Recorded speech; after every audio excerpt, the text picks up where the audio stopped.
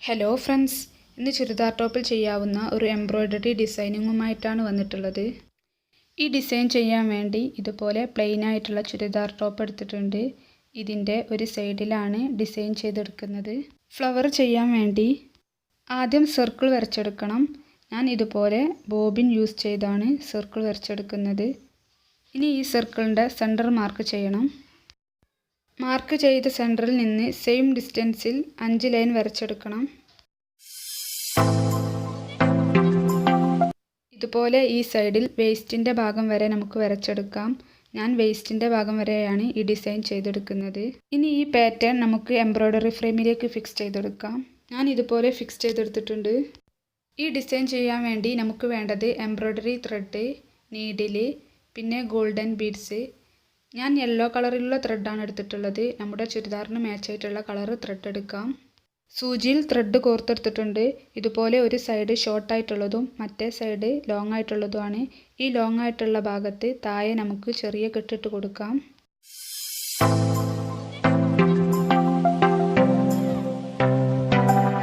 ഇനി ഈ ഡിസൈൻ ചെയ്യുന്നത് കാണാം. അതിനു മുന്നേ നിങ്ങൾ ഈ ചാനൽ ആദ്യമായി കാണുന്നവരാണെങ്കിൽ ദയവായി താഴെ കാണുന്ന റെഡ് ബട്ടണിൽ ക്ലിക്ക് ചെയ്ത് സബ്സ്ക്രൈബ് ചെയ്യുക. തൊട്ടടുത്തുള്ള ബെല്ലൈക്കൺ കൂടെ ക്ലിക്ക് ചെയ്യണം. എന്നാലേ ഞാനിടുന്ന വീഡിയോസിൻ്റെ നോട്ടിഫിക്കേഷൻ നിങ്ങൾക്ക് ലഭിക്കൂ. ആദ്യം സൂചി താഴെ നിന്നും സർക്കിളിൻ്റെ സെൻറ്ററിലൂടെ മുകളിലേക്ക് എടുക്കണം. ഇനി ഏതെങ്കിലും ഒരു ലൈനിൻ്റെ മുകളിലൂടെ സൂചി താഴേക്ക് ഇറക്കാം. വീണ്ടും സൂചി അടുത്തുള്ള ലൈനിൻ്റെ മുകളിലൂടെ എടുത്ത് സെൻറ്ററിൽ നിന്ന് സൂചി താഴേക്ക് ഇറക്കാം. ഇതുപോലെ റിപ്പീറ്റ് ചെയ്ത് 5 ലൈനും കംപ്ലീറ്റ് ചെയ്യണം.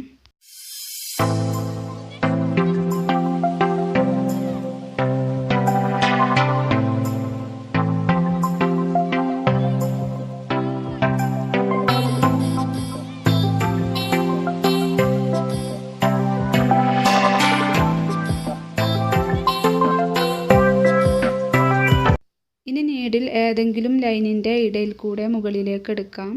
നീഡിൽ മുകളിലേക്ക് എടുത്തതിൻ്റെ അടുത്തുള്ള ലൈനിൻ്റെ മുകളിലൂടെ നെക്സ്റ്റ് വരുന്ന ലൈനിൻ്റെ താഴ്ഭാഗത്തു കൂടെ നീഡിലെടുക്കണം.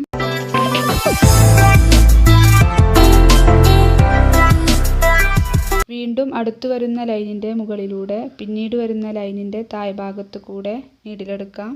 ഒന്നിടവിട്ട ലൈനിൻ്റെ താഴ്ഭാഗത്തു കൂടെയാണ് നീഡിലിറക്കുന്നത്. ഒരു ലൈനിൻ്റെ മുകളിലൂടെ ത്രെഡ് വരികയാണെങ്കിൽ പിന്നീട് വരുന്ന ലൈനിൻ്റെ താഴ്ഭാഗത്തു കൂടെയായിരിക്കും ത്രെഡ് വരിക. ഇതുപോലെ റിപ്പീറ്റ് ചെയ്ത് ഈ റൗണ്ട് കംപ്ലീറ്റ് ചെയ്യണം.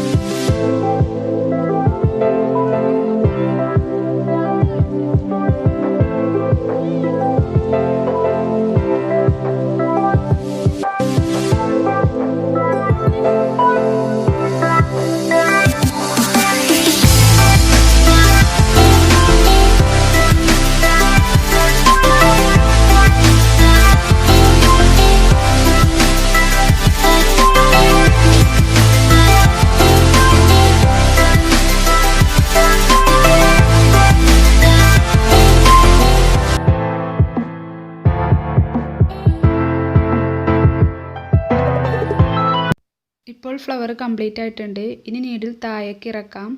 താഴേക്ക് ഇറക്കി താഴെ ഒരു കെട്ടിട്ട് കൊടുക്കണം.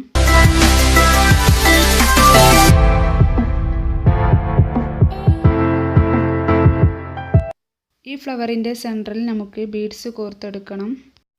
ഇതിന് ബീഡ്സ് കോർത്തെടുക്കുന്ന സ്മോൾ സൈസുള്ള നീഡിൽ താഴെ നിന്നും മുകളിലേക്ക് എടുത്ത് ഗോൾഡൻ ബീഡ്സ് ഇതിൽ കോർത്തെടുത്ത് നീഡിൽ ഒന്നുകൂടെ സെൻറ്ററിൽ നിന്ന് താഴേക്ക് ഇറക്കാം.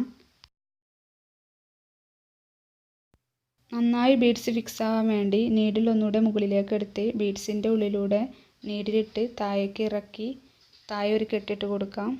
ഈ ഫ്ലവർ കംപ്ലീറ്റ് ആയി. ഇതുപോലെ ബാക്കിയുള്ള ഫ്ലവേഴ്സും കംപ്ലീറ്റ് ആക്കണം. പിന്നെ നിങ്ങൾക്ക് ഈ വീഡിയോ ഇഷ്ടപ്പെട്ടെങ്കിൽ ലൈക്ക് ചെയ്യാനും സബ്സ്ക്രൈബ് ചെയ്യാനും കമൻറ്റ് ചെയ്യാനും മറക്കരുത്. ഇനിയും ഇതുപോലെയുള്ള വീഡിയോസുമായി വീണ്ടും കാണാം. അതുവരേക്കും ബൈ.